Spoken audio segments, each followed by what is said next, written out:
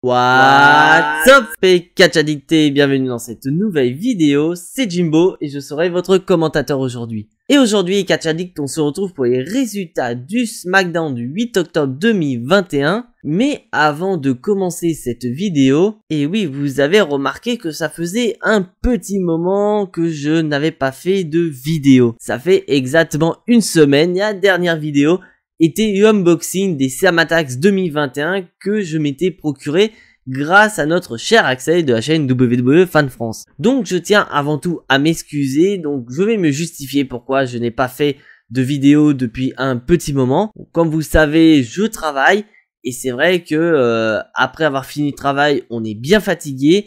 Regarder Raw et SmackDown prennent énormément de temps. Après, il faut faire la review, il faut faire le montage. Et généralement, quand j'ai fini, il est hyper tard.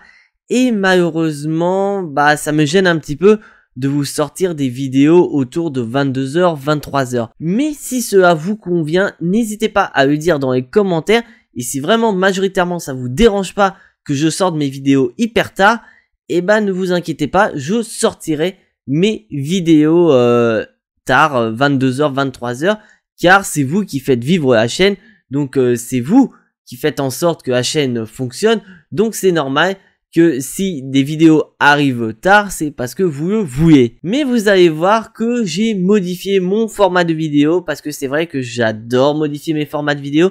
Donc dites-moi si vous aimez ce format ou si vous voulez que je revienne au précédent format. Mais sur ce, trêve de blabla, let's go!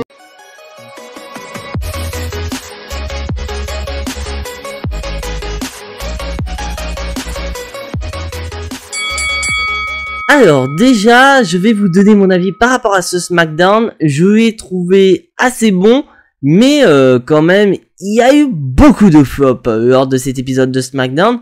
Après, on a eu beaucoup d'annonces autour de ce SmackDown, notamment le retour d'un ancien tournoi et la création bien sûr d'un nouveau tournoi pour la division féminine et surtout les conséquences par rapport au draft. Car je vous rappelle que la semaine dernière, bien que je n'ai pas fait de vidéo, j'ai suivi la draft du côté de Raw et de SmackDown. Donc nous allons avoir les conséquences par rapport à ce draft. Et donc cet épisode de SmackDown commence très très fort avec une signature de contrat. Car je vous rappelle que Bianca Belair, Becky Lynch et Sasha Banks s'affronteront lors de Quanjo dans un triple menace pour le titre féminin de SmackDown. Et on commence déjà par une signature de contrat assez original parce que tout simplement nous avons Becky Lynch qui est assise sur une table mais la table est placée à l'extérieur du ring. On a Sasha Banks qui est au niveau de la table des commentateurs et Bianca Belair qui est très clairement présentée comme un babyface de cette rivalité est en plein centre du ring sur la véritable table. Et donc bien sûr Bianca Belair pète un câble, tout comme dans signature de contrat il y a un pétage de boulon parce que voilà, on a un petit peu ras-le-bol de voir Becky Lynch et Sasha Banks fanfaronner, donc elle veut directement passer à l'acte. Et après ça, bien sûr, voilà, comme dans toute signature de contrat, nous avons une bagarre qui éclate entre les trois catcheuses. Et nous avons cette putain de séquence où Bianca Belair porte sur ses épaules Sasha Banks et Becky Lynch, et elle parvient à les faire passer toutes les deux à travers une table. Et franchement j'ai surkiffé cette séquence, c'était vraiment pour moi la séquence Oh My God of SmackDown. Et donc c'est très clairement Bianca Belair qui ressort très très forte de cette confrontation. Mais le truc c'est qu'on a oublié l'élément principal. Il n'y a pas eu la signature de contrat. Donc nous avons eu la signature de contrat un peu plus tard de la part de Becky Lynch qui a tout simplement pété un câble devant Sonya Deville et Adam Pearce en disant très clairement que c'était elle le visage de SmackDown, c'est pas Brock Lesnar, c'est en aucun cas Roman Reigns, c'est Becky Lynch. Donc elle finit par signer son contrat. Donc très clairement j'ai adoré cette séquence, très très bon opener, failli mettre ça en opener très clairement. Et franchement ça vend du rêve pour Quanjo et j'espère sincèrement que la WWE vont donner du temps de ring à ces trois catcheuses et que ces trois catcheuses vont nous proposer un putain de match lors de Quanjo Et je vous annonce également que je suivrai cet événement en direct sur la chaîne. Et surtout, restez connectés parce qu'il y aura peut-être une surprise lors de ce live réaction. Et donc maintenant, on va passer au tournoi King of the Ring, car la WWE nous a annoncé le retour de ce fameux tournoi King of the Ring qui avait été remporté par un certain Baron Corbin. Et donc de ce fait, notre actuel roi des rings, King Nakamura, a été obligé de rendre sa couronne. Car je vous rappelle qu'une King Nakamura a battu King Corbin pour devenir le nouveau roi des rings. Et on peut constater que ce dernier n'est pas resté le roi très longtemps. Mais d'un autre côté, il reste le champion intercontinental. Moi personnellement, je serai à la place de Nakamura. Je préfère me perdre la couronne plutôt que de perdre le titre de champion intercontinental. Et donc on passe au premier match de ce tournoi. Nous avons Sami Zayn contre Rey Mysterio. Après, je suis entièrement d'accord que c'est un match qu'on voit depuis un bon moment, avec vraiment cette rivalité naissante entre le père et le fils. Car on a remarqué qu'au début du match, nous avons Rey Mysterio et son fils qui étaient à l'entrée, qui étaient dans les backstage, et Rey Mysterio a dit très clairement qu'il ne voulait pas que son fils vienne le soutenir aux abords du ring. Car je vous rappelle que les dernières fois où Dominic Mysterio est venu aux abords du ring aux côtés de son père, et Rey Mysterio a perdu ses matchs. Donc pour lui, peut-être que Dominic Mysterio lui porte tout simplement la poisse, et peut-être qu'en le laissant en backstage, il pourra mieux se concentrer et faire moins d'erreurs. Et d'un autre côté, on a Sami Zayn qui continue à semer la zizanie autour de la famille Mysterio, en disant très clairement à Dominic que c'est peut-être son père qui le freine dans sa progression, et que justement, du fait que c'est le tournoi King of the Ring, est-ce qu'il trouve pas injuste que ce soit son père qui soit dans le tournoi alors que lui, il aurait pu y être. Et donc on va parler du match, et c'est vrai que match en soi, je suis pas souillé de voir Sami Zayn et Rey Mysterio s'affronter constamment, parce qu'à chaque fois ces deux catcheurs nous proposent des excellents matchs, donc moi je ne m'en lasse pas. Et donc bien sûr, au bout d'un moment, on a Dominic Mysterio qui vient aux abords du ring pour aider son papa, mais bien sûr, comme d'habitude, l'aide de Dominic Mysterio se retourne contre son père, et donc Sami Zayn, en opportuniste qui est, en profite pour porter un roll-up à Rey Mysterio pour le compte de 3, donc vainqueur de ce match, Sami Zayn. Et donc grâce à cette victoire, Sami Zayn est le premier catcheur à avancer pour les demi-finales, et ce dernier se rapproche de plus en plus du titre King of the Ring, et pourquoi pas devenir King Zayn. Et bien sûr, d'un autre côté, on a la famille Mysterio qui ne reste pas très forte. Et le truc, c'est que j'aimerais bien que cette rivalité entre Dominic et Rey Mysterio que la WWE nous tease depuis pas mal de temps arrive.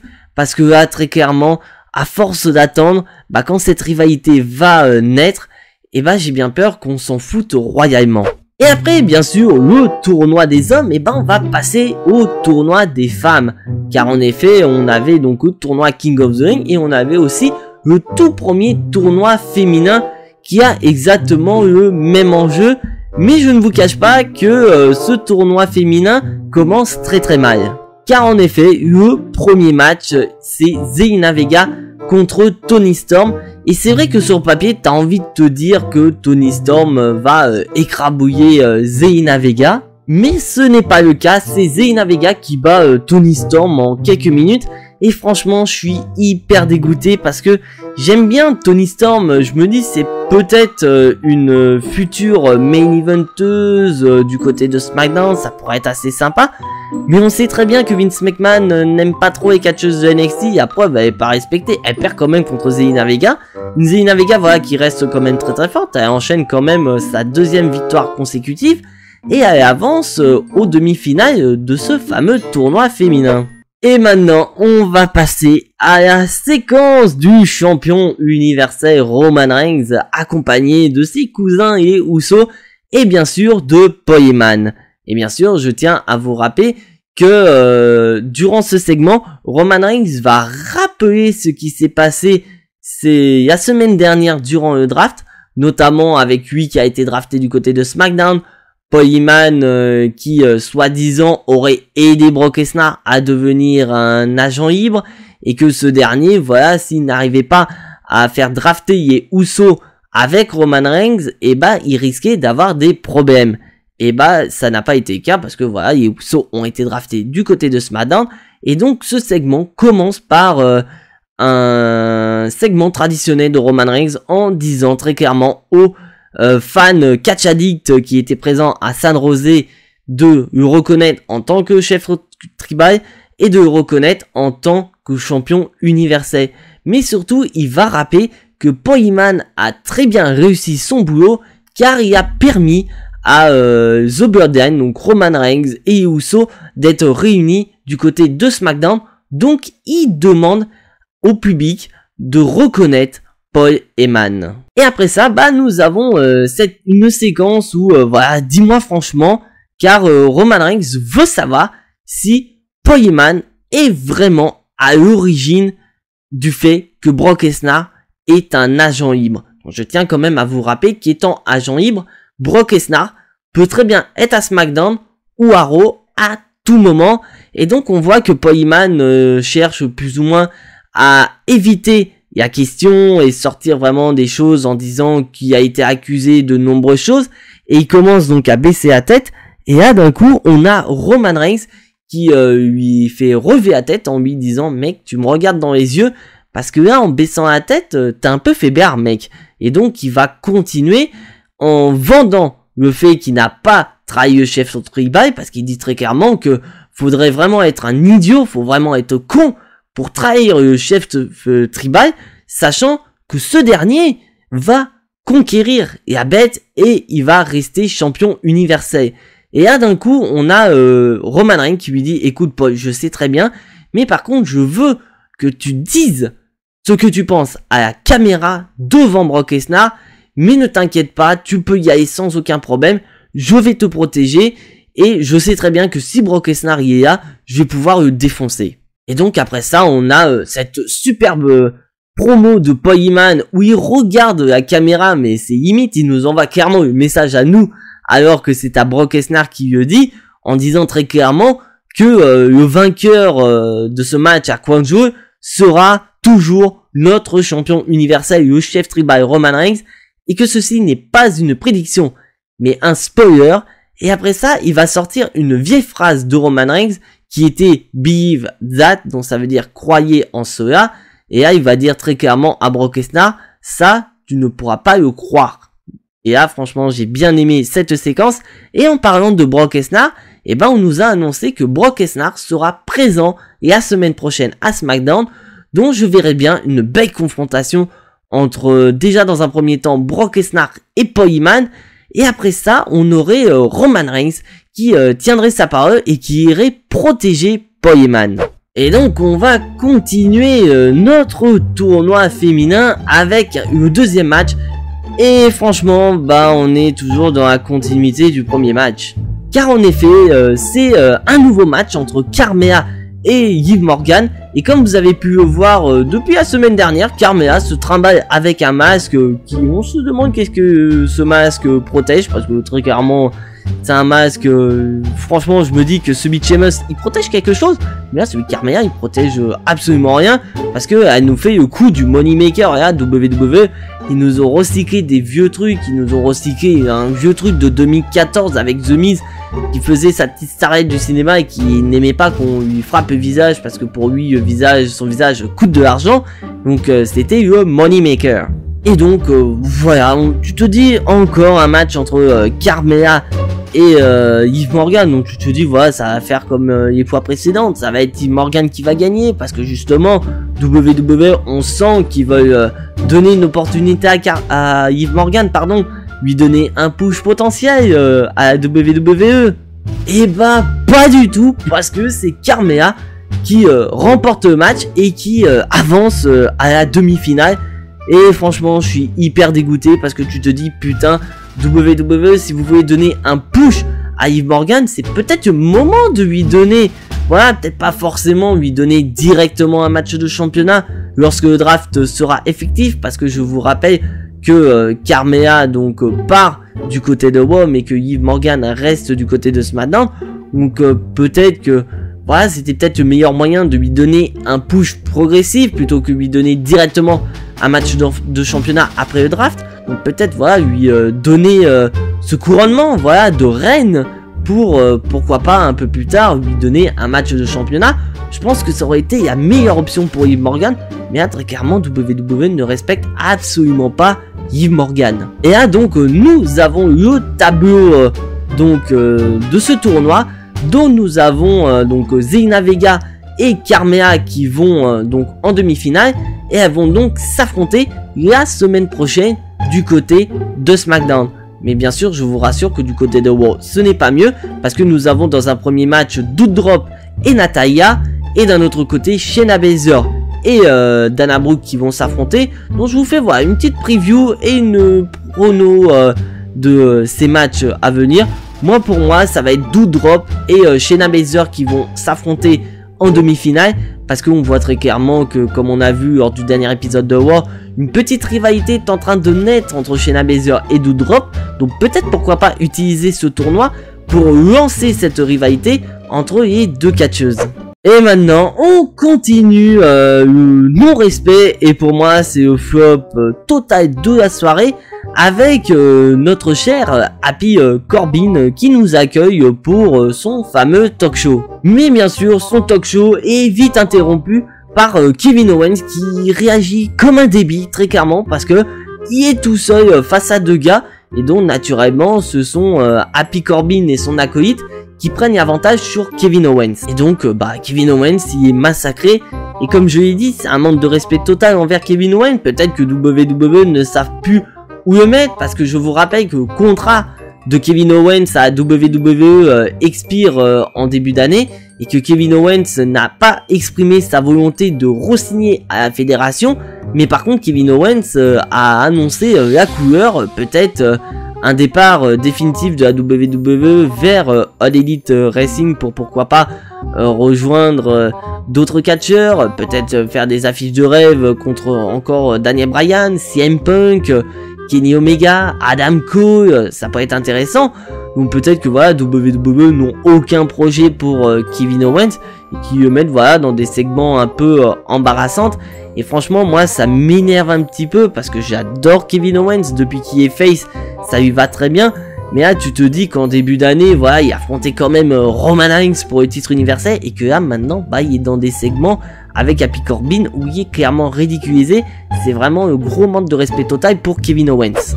Et maintenant, on va passer au dernier match de la soirée. Donc on va continuer dans ce tournoi King of the Ring, et très clairement pour moi c'est le meilleur match de la soirée. Et donc ce match, c'est ni plus ni moins que Finn Balor contre Cesaro. Et on voit très clairement que le push de Finn Balor suite à sa défaite contre Roman Reigns à Smooth a vite disparu, parce qu'il a été intégré dans ce match King of the Ring. Mais bien sûr, je ne crache pas au visage de Cesaro en disant que Cesaro est un mauvais catcheur. Bien au contraire, Cesaro est un excellent catcheur. Et je dis clairement, ce match, il est très bon. J'ai adoré ce match entre Finn Balor et Cesaro. Et c'est vrai que j'ai un peu de mal quand tu vois quand même que deux excellents catcheurs tels que Cesaro et Finn Balor, malheureusement ne vont pas très loin actuellement dans le roster principal. Car là, depuis sa défaite, leur défaite même face à Roman Reigns, malheureusement, les deux catcheurs sont redescendus en mid-card, et alors que quand même ils ont un putain de niveau dans le ring. Et le match donc se concrétise par une victoire de Finn Balor sur Cesaro. Et donc grâce à cette victoire, nous avons Finn Balor qui avance lui aussi en demi-finale, dont nous avons notre première demi-finale où nous avons Sami Zayn et Finn Balor qui vont s'affronter la semaine prochaine à SmackDown, dont ça promet déjà d'être un excellent match. Et d'un autre côté, du côté de Raw, on a Kofi Kingston contre Jinder Mahal et Ricochet contre Xavier Woods. Donc déjà, Jinder Mahal contre Kofi Kingston, c'est pas un match que j'attends énormément, bien que je sais que Kofi Kingston il va être très bon dans le ring. Le problème ça va être Jinder Mahal. Et d'un autre côté, Xavier Woods contre Ricochet promet d'être excellent, avec vraiment deux catcheurs qui sont sous-cotés à la WWE. Et là, j'ai envie vraiment de miser sur une victoire de Kofi Kingston et de Xavier Woods. Et je serais bien curieux de voir ce que la WWE a en tête. Est-ce que avec une demi-finale entre Xavier Woods et Kofi Kingston, est-ce que l'amitié entre les deux catcheurs va tenir? Et est-ce que le New Day va tenir? Parce que là, on voit très clairement, peut-être, pourquoi pas, une volonté de la WWE de casser le New Day. Déjà, ils nous l'ont fait en les envoyant à SmackDown et laisser Biggie du côté de Raw. Donc, est-ce qu'ils vont peut-être pas essayer de casser définitivement le New Day après tant d'années? Et maintenant, on va passer au main event de la soirée, la réponse d'Edge. Car je vous rappelle que la semaine dernière, Edge était présent à SmackDown, mais Seth Rollins n'était pas présent et ce dernier a envahi la maison d'Edge. Voilà, il est venu dans la maison d'Edge, il a fait comme chez lui, voilà, il a mangé une pomme, bu du jus d'orange et il s'est baladé aux quatre coins de la maison. Donc d'un côté, Seth Rollins attendait avec impatience la réponse d'Edge pour Quanjo. Donc il lui a dit très clairement, choisis la stipulation, je m'en fous, ça peut être un match sans disqualification, ça peut être un last man standing match, je m'en fous, je suis prêt à t'affronter. Et nous avons Edge qui arrive très rapidement de sa voiture au ring. Il va porter un énorme spear à Seth Rollins dès le début. Il veut massacrer Seth Rollins, il veut se venger. Et comme il nous fait depuis pas mal de temps, donc depuis WrestleMania face à Roman Reigns, et il va choper un élément de la chaise pour pouvoir porter le crossface à Seth Rollins avec la barre de la chaise. Mais après ça, Seth Rollins parvient à s'échapper. Et là, Edge va prendre le micro et il va annoncer la couleur. Il va regarder Seth Rollins, mais avec vraiment le regard d'un tueur en série, carrément. Et là, il s'est pris pour Cletus Cassidy dans les comics Venom. Il va faire un carnage très clairement, où il va annoncer que lui et Seth Rollins s'affronteront à Quanjo dans un Hell in a Cell match. Mais au cas d'un côté, on a un Seth Rollins, il est resté bouche bée parce que putain... le Hell in a Cell match, c'est quand même une stipulation assez violente, on sait tous par rapport à Edge, sa nuque.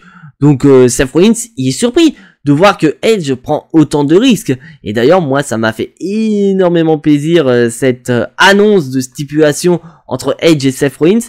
Car si j'ai bonne mémoire, la dernière stipulation Hell in a Cell pour Edge date quand même de, je crois même 2008, où il affrontait l'Undertaker. C'était au SummerSlam où il s'est fait massacrer par l'Undertaker, il est même passé à travers le ring. Après, dites-moi dans les commentaires si je me suis trompé, parce que ça peut arriver, voilà, j'ai 30 ans, donc j'ai la mémoire qui flanche un petit peu, donc c'est peut-être une possibilité. Et donc le show se termine avec un Edge en plein centre du ring et un Seth Rollins en décomposition, et franchement j'ai kiffé. Et là franchement je commence à me poser des questions pour Quanjo. Est-ce que selon vous Quanjo a le potentiel d'être l'un des plus grands pay-per-view de cette année 2021? Parce que là franchement avec la carte qui s'élargit de plus en plus, putain t'es en train de te dire ils sont en train de nous vendre du rêve, avec Brock Lesnar, Roman Reigns pour le titre universel, Drew McIntyre, Biggie pour le titre de la WWE, Goldberg contre Bobby Lashley dans un no-hold barrel match, le triple menace féminin entre Becky Lynch, Bianca Belair et Sasha Banks pour le titre féminin de SmackDown. Et là on a un Hell in a Cell match entre Seth Rollins et Edge. Tu te dis, bordel de merde, j'ai la hype pour ce pay-per-view. Donc, bilan de ce SmackDown, comme j'ai dit précédemment, c'est un SmackDown que j'ai bien aimé. Après, malheureusement, il y a 3 flops total dans la soirée, donc 2 matchs féminins et le segment de Happy Corbin avec Kevin Owens. Mais sinon, très clairement, les segments où il y avait les événements principaux de Quanjo, donc le segment féminin avec Becky Lynch, Sasha Banks et Bianca Belair, le segment Roman Reigns, le segment Edge et Seth Rollins, franchement c'était parfait et franchement j'ai adoré. Et comme je l'ai dit, là franchement on a une carte de Quanjo qui s'élargit et franchement je suis hyper hypé pour ce pay-per-view. Et quand tu te dis que quand même Quanjo aura lieu un jeudi à 18 h chez nous en France, je me dis bordel, j'ai envie d'être à Quanjo, alors que d'habitude les shows en Arabie Saoudite c'est pas ouf. Mais là tu te dis putain, WWE ils veulent vraiment marquer le coup pour le retour de la WWE en Arabie Saoudite. Après on aura d'autres matchs qui vont s'ajouter. Je pense que la finale des 2 tournois vont se jouer à Quanjo. Donc dites-moi dans les commentaires qui voudriez-vous voir en finale des deux tournois. Je suis assez curieux, comme ça on pourra en discuter lors du Jimbo Gnostic qui est prono de Jimbo pour Quanjo. Donc voilà, c'est tout pour les résultats de SmackDown. Donc si bien sûr tu n'es pas abonné à la chaîne, je t'invite à t'y abonner juste ici, activer la petite cloche pour être notifié des prochaines vidéos et surtout lui lâcher un maximum de pouces bleus qui font énormément plaisir à la chaîne. Et donc on se retrouve demain pour une petite vidéo, car en effet comme on a pu le voir, on a eu le draft à la WWE, donc j'ai envie de revenir sur le draft en rappelant la liste des catcheurs qui ont été draftés à Raw et à SmackDown. On va parler également qui pour moi sont les plus gros transferts de ce draft et quels seront les matchs qu'on pourrait imaginer suite à cette draft. Donc mais en attendant, soyez tous très fiers d'être des catch addicts et n'oubliez pas que le catch c'est la vie, le catch c'est la meilleure chose qui soit, le catch vie. C'était Jimbo, je vous fais à tous en attendant des gros bisous et à la prochaine.